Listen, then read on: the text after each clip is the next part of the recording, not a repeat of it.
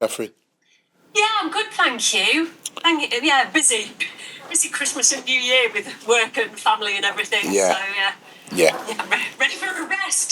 So, Catherine, all right with you? Yeah, fine, thanks. Yeah, good, thanks. Good. We're ready when you are, Catherine, so the floor is yours. Thank you. Lovely. Good to talk to you today, Darren. We've just been speaking to Alex Matos. Tell us a little bit about him. How are you going to fit him into your Huddersfield Town plans? Yeah, no, we're really pleased to have Alex on board. Somebody that we pursued very in the latter parts of the year and kept up to speed in terms of how he was getting on. So to get him done relatively quite early in the window, we're really delighted at the football club, and I'm just thankful for the chairman that he's backed us and allowed us to bring Alex in. I've heard various descriptions of what he might bring to the side. Box-to-box midfielder, really good in the tackle, lots of energy. How would you describe him, and what role you kind of got him earmarked for? Yeah, all those, what's been echoed with him before in terms of his style of play and his enthusiasm, his energy, but also as well his use of the ball as well, so all those kind of things. The character that he is would bowl well with the team, and it'll help the team out in that midfield area. And what it does, Catherine, as well, it gives us an opportunity to change the dynamics of the midfield with him in there. So that's something that we've always wanted, that's something that we've secured, and that's something that we'll be able to implement with not just the game going forward on Sunday onwards, but into the league programme as well. Is he going to play then just in front of the back line, and then maybe that gives other players an opportunity to push forward a bit more?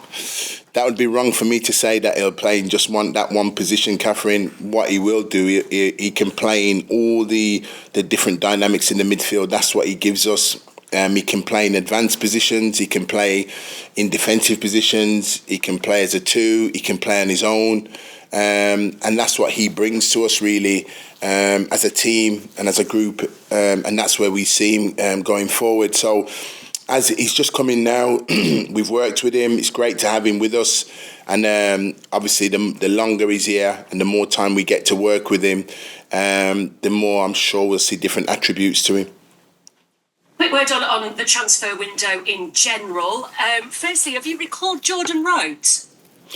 Not at the moment, Catherine. No. As I said, we won't speak about Jordan until we keep things professional with where he's at the moment. And before, if anything like that should happen, then we'd like to speak to them first. But at the moment, no. Is that because there's been a lot of talk about a Serbian striker being on your radar, Bojan Radulovic? Apologies if I pronounced that completely wrongly, but is he somebody that's on your radar? And potentially, if he arrives, does that lessen the need to perhaps recall Jordan? For me, it would be seriously unprofessional of me as well, Catherine, to speak about other players at other clubs at this stage. But obviously, anything like that should come about, then obviously you'll be the first to know. But for me, talking about other players now would be wrong for me to do that. Okay, fair enough. Just more generally speaking, are any new arrivals imminent? 1 hour, 24 hours is a long time in football, as you know, Catherine. And what I would say is that at the moment, no. But as I said, an hour to 24 hours is a long time in football. Watch this space. FA Cup on Sunday then. How do you beat Man City at the Etihad? Yeah, no, we go there, and obviously we know they're difficult opponents. We know the tremendous home record that they've got. But we go in terms of how we've always planned and prepared for games. We know it's a difficult game, of course we do know that, but we go there buoyed with our 6,000 travelling fans, and we go there with an air of expectation to continue to build what we've been about, really. So it's a difficult game, but a real game that we're looking forward to, Catherine. And if you are, as you say, looking to build, do you play your strongest side? That's always been my metaphor, and will continue to do that as a manager. I think we have a real responsibility to the club and to our fans And that's what would be required, and that's how we've always wanted to do, is building that continuity, building that understanding, and growing together as a group. And I think, again, this week and the game on Sunday presents that opportunity, so we'll always continue to do that. Do you want Pep Guardiola to play his strongest side? I think it's fair to say that whatever team Pep plays will be an excellent team, because of the calibre of players that they've got, and the depth to their squad. And it's credit to them. You know, they've been there and earned it for a reason, and they're in the at this moment as we speak about them, potentially the best team in the world, and they've deserved that because of the awards that they've picked up, and the continuity and the consistency that they've shown for a long period of time. Is Pep Guardiola somebody that you've met previously? I understand that while you were with West Brom as under-23s coach, you maybe had an opportunity to talk to him then while you were working with Tony Pulis. Is that correct?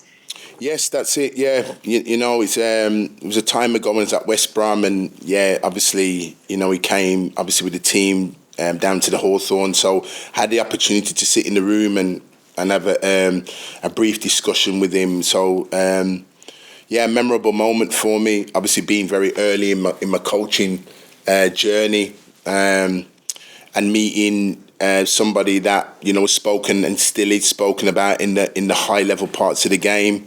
And as I said, you know, an ultra competitive individual, which you expect us to be on the touchline, but a very humbling individual inside the manager's room, really, which was quite refreshing to see.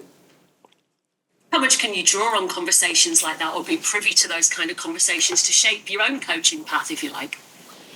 Yeah, no, they're wonderful experiences that there's no coaching manual or any coursework out there they can do.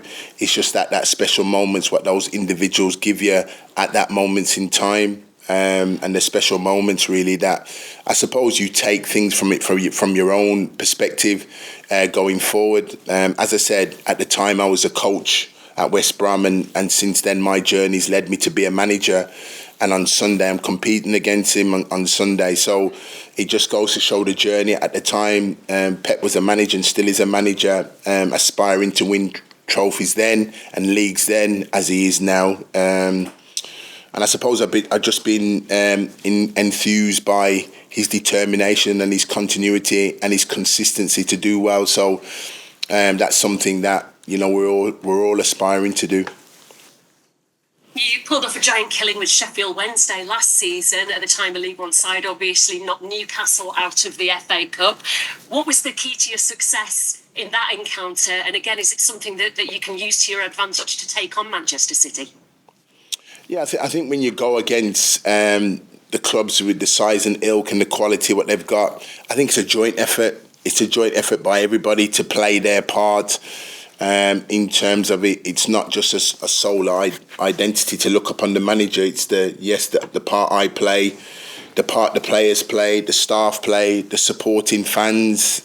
All those things were aligned last season in terms of getting the energy, and it's needed in all departments really, Catherine, and certainly for Huddersfield Town to go there on Sunday and do that. All those aspects have to be aligned really, and some. So those are the things we're calling upon in terms of as a group as we prepare for this game on Sunday. Yeah, you've talked about the travelling support, 6,000 away fans, particularly with them in mind. Do you have to go to the Etihad and just give it a real go and see what happens? Don't show them too much respect in a way. Yeah, no, there's always a respect element for all teams that we play against. However you set up and however you deem how you go against them, there's always that respect element because there is, in terms of the preparation, we are energised by the fact of hearing that we've got 6,000 of our fans travelling there. It's a wonderful occasion, and I said it, you know, when the draw was made, it was a special time for the club for this draw when it was made, and with the 6,000 travelling fans, they epitomise that really in terms of coming over there and giving us their support, and I'm sure they'll be heard all afternoon on Sunday. So in terms of us for a group, a staff and a group of players, you know, we have a responsibility to them as we do with the club, and we're looking forward to the game. lastly from me, just on team news, Ben Jackson, Jonathan Hogg, have they recovered from illness, and how's Jaheim Headley? Yeah, and Hoggy and Jacko are both fine. They've trained, which is great to have them back in the team.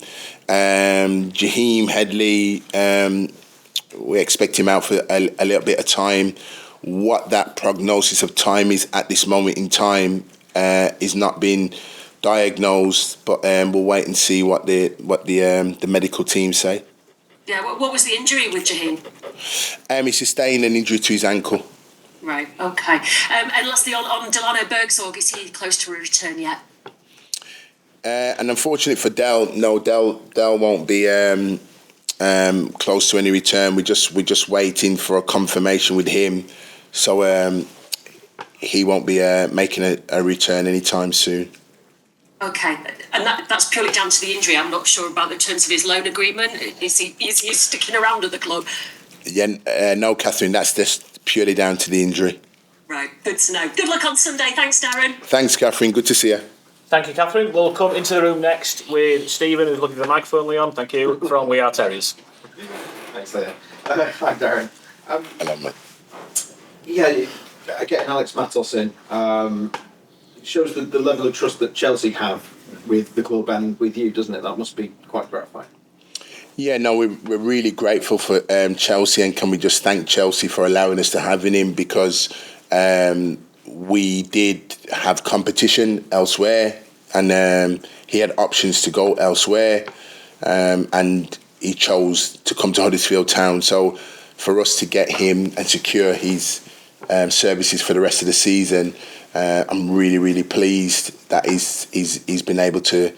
We've been able to secure him really with the competition we were faced with. Another bit of transfer business. You brought Brodie Spencer back from his loan at Motherwell. What do you think he might offer to the side now? Yeah, no, we've been monitoring Brodie really, really quite closely, really, and I wanted to get him back because, and just to work with him, and it gives competition down that right hand side, which is what we've wanted, and we've wanted to bring him back because, you know, on this journey that we are, we want him to be part of this journey, really, and we're really pleased in terms of, you know, and thankful for Motherwell for the game time and everything that he's had up there, which have given him massive experiences in terms of that, and we hope that stands him in good stead to be part of where we want to be and where we want to go for the second half of the season.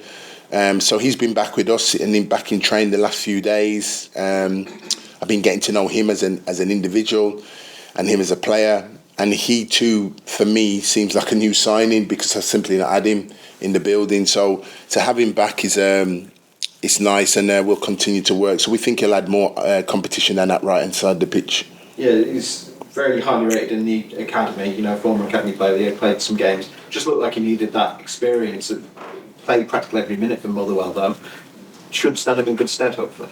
And that's what we said. You know, we get a player that's in a robust, fit state to play. He's been playing games up there, and you know, for him, he's come back to the club and he's been welcomed back to the club with open arms. It was a loan move at the first half of the season that's gone incredibly well for him and for us, and now we get him back for the second half of the season, and hopefully he can show in terms of the game time and minutes that he's had in Scotland, and justify the levels where he's moved to, and bring them to us as a team and as a football club for the second half.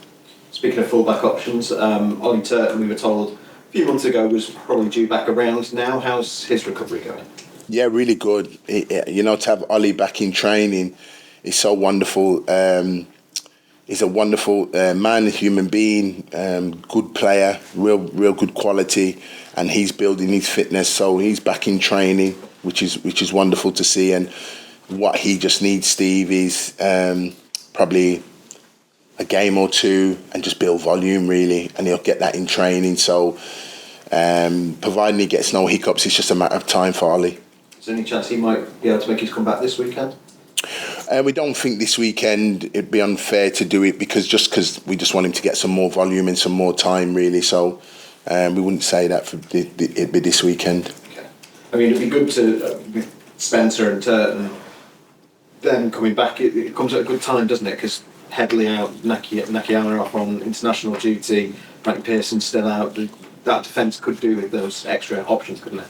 Yeah, and that's the reason as well, you know, not the sole reason Brodie came back in, but also with Ollie fit and available, with the trio, like you said, away on international duty or injuries.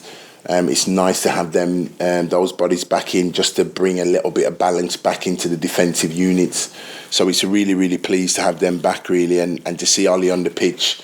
I think not just Ollie himself being on the pitch, but the lift that he gives everybody being out there, because he's a senior, and what he brings to the group in terms of his positivity. It's wonderful to see. So as the days go by, Ollie will start to pick up that confidence and regain that mindset, because now he's got bodies flying around him in training. It's exactly what he needs at this stage of his rehabilitation. We've got David Kasumu at right wing back. Are you hoping you can now move him back into midfield role?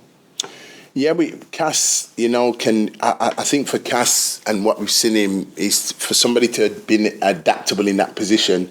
He plugged a hole and plugged a gap for us, and even with the same personnel that we've got back in the team, you know, for games, if we need to play Cass out there, we see no problem in playing there, even though we've got the players available. So, but it does give us that option to move him back inside the pitch as well. Competition in central midfield now with Matos, Radoni, Kasumu, Hogg, Wiles. Strong choices for you. Yeah, and that's what we wanted, really, and that's what it gives us. We feel it gives us the balance to start games and finish games strong in that midfield, really. And I think that's what, with Alex coming in there with the players that you've named, you know, we've not named a couple of young ones that we feel is really close to it as well. You know, obviously you've seen Brahima playing there. You've seen Josh Osterfield playing there.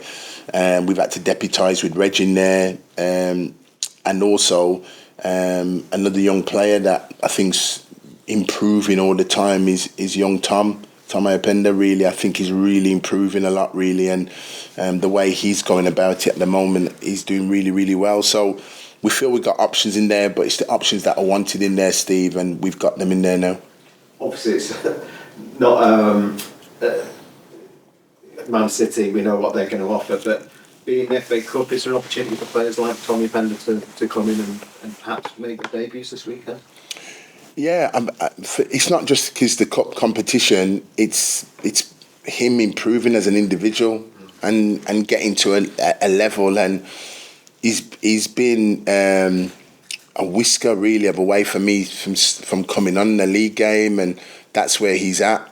And long may he continue. And the longer he's been training with the group, I said, you know, all he just needed was volume with the group. And when they're training with the group, Steve, they build speed, they build strength, they build quickness in thoughts, in decision making. There's a lot of things they build by just training with the first team, because they're learning and they're building. Can you imagine Tom looking at Hoggy and learning from him and being on the same team or competing against him? It can only help him really going forward in terms of the start of his journey and what the process looks like, you know, and looking at somebody across the way that's played and graced the Premier League. So all those kind of things go hand in hand, really. So for Tom, he's slowly but surely improving. With those midfield options, what do you think Alex Matos can bring that maybe you didn't have in the midfield up till now? He allows you to, certainly for me, to play into defensive roles, but can quickly add into attacking dimensions of the pitch. And he allows you to do that. He allows you to go away from home and play a certain system that will be better for us, and hopefully harder for the opponents when we're on the road, as well as being at home. So there's both aspects in defensive work and in attacking work. When he does the defensive work, it allows others to be more attacking and more adventurous. But whilst the game's going on, we've got both sides of the game, and that's what Alex allows us to do in terms of the dynamics of the team. So that's why I'm quite really pleased that we've managed to get him, and now the work can start that we've gotten him and getting him into the mindset in terms of what we need from him. It must be massive for you as a manager because you kind of, with the benches you've had recently and the injuries you've had, it's kind of, this is the 11 I've got, this is all I can play. It ties you in a certain way, but if you've got more options now, you can have a bit more of a choice on the style you want to adopt game by game, doesn't it? Yes, Steve, and that's what you want. But I think for myself and sort of for everybody at the club is starting games and finishing games in a certain way with the strength and power that we've started the game. And that's what we've always wanted and been in trying to. And sometimes through no fault of anybody, we've not had that option for relatively large parts of the first half of the season. Hopefully, as long as we keep everybody fit, we'll see that benefit us for the second half of the season. But not only that, we'll be able to deal with the demands of the league schedule that bit better because you've got that strength in depth. Are there any other players who might be looking at coming back from injury in the next weeks? Danny Ward could be one that we're looking at, seeing how he progresses next week. We think Kyle Hudlin was out, but we don't think it was as bad as first feared. We think he could be back in it, really. So those are the two that spring to mind, that come to mind straight away. That's all from me. Best of luck. Cheers. Thank you, Steve. Leon from the Oxford. This one in this game is important. You get something from it, whether it's the result, performance, but to take into the league campaign psychologically, isn't it? You know, players winning a few battles or having a good spell in the game, that sort of thing's important. You get something, isn't it? Yeah, and it's a fair question to present, Leon, in terms of, I think that the biggest thing that you try and pride yourself is making sure you get the performance, because I think when you get the performance, then other things follow. Results, opportunities in games. So it's the performance. I think that's the biggest thing that we'll focus on, is the performance, because that's the thing that you're relatively in sort of control in terms of wanting to go in with that mindset. So I think that's the main thing, and that's something that we've always aspired to, and that's something that we feel that over recent weeks we've been getting the performance, and probably in one or two areas, decision making or rubber the green or whatever it may be, probably not quite going our way, but we have to maintain and keep that performance going, and that togetherness and that oneness and that unity in terms of progressing as a team, and we can't afford to lose that. Is it the biggest one-off sort of game challenge in football, going to the Etihad and only be backed by 6,000 fans, but you know they're the best team in the country on the day, and it's a huge, massive challenge, but a good one for yourself as a professional and your good players, have you? Yeah, it is, and it's again, it's a fair to say that it's a one-off game of the magnitude in terms of the arena, because of what they've done over a consistent part of seasons and years gone by, and where they present themselves today. So for us, in terms of what it is, yes, it is. But yes, I'm thrilled by the 6,000 fans that's going. So it shows for us as a football club what the game means to us from a football club perspective, and you know, we go there for a day really that we all look forward to. Yeah. When I was, my dad said to me when I was a kid, 8 or 9, about playing professional football, if I close my eyes and think of the arena, what I've been on at the weekend, this was it in terms of the game. So to be taking and managing a club, Huddersfield Town over there, it's a wonderful occasion for us all. But again, it's an occasion for us all, and for me as a manager, in terms of progress for us as a team, as a football club, and backed by a loyal, passionate 6,000 fan base that I'm sure will be heard come Sunday afternoon. I was going to ask you finally, obviously you made a new signing, bringing them in nice and early, that sort of resonates with everything you're about, and getting them assimilated and up to speed. So it's encouraging in that regard, isn't it? You want to get them in sooner rather than later. Yeah, because the quicker we get them in, Leon, the better we get to work with them and settle them down, and get them into the mindset and mentality for that performance, really. So we're really pleased to have Alex in, and he's been in with the group the last couple of days, so we're pleased to have him on board. Thank you, Leon. Mark Walker from the Press Association. Hi, Darren. Excuse me. You touched on it just there with Leon about the wonderful occasions. You've had some high points, not least last season getting Sheffield Wednesday. Where will crossing swords with arguably the greatest manager in the world against the greatest team, where will it rank in your career?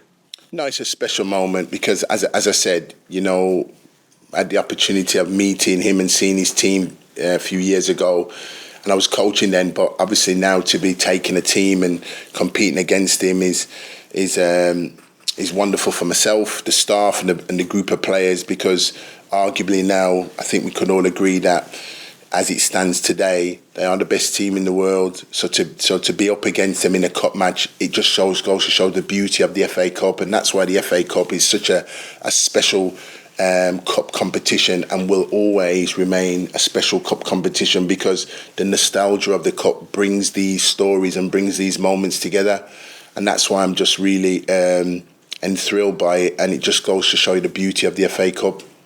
It's going to be on BBC iPlayer. The club's been off the radar for a short while, having been in the Premier League, but it's going to be a great occasion to just put Huddersfield, the club, back onto the spotlight.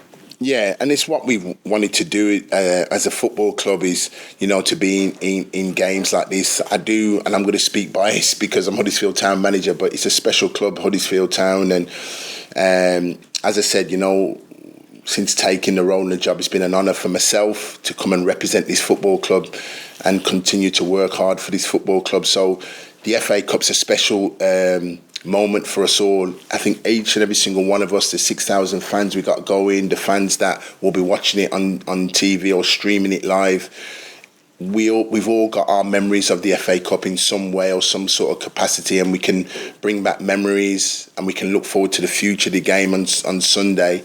What a special moment it is. So when you put all that together and compile all that together, it's a special moment, and that's why it's an honour for me as a manager, really taking the team and competing in this cup competition, and I'm looking forward to the game on Sunday. Thank you, Mark. Right, we're going to end the stream there, guys. Just hold for it. That's okay. Thank you.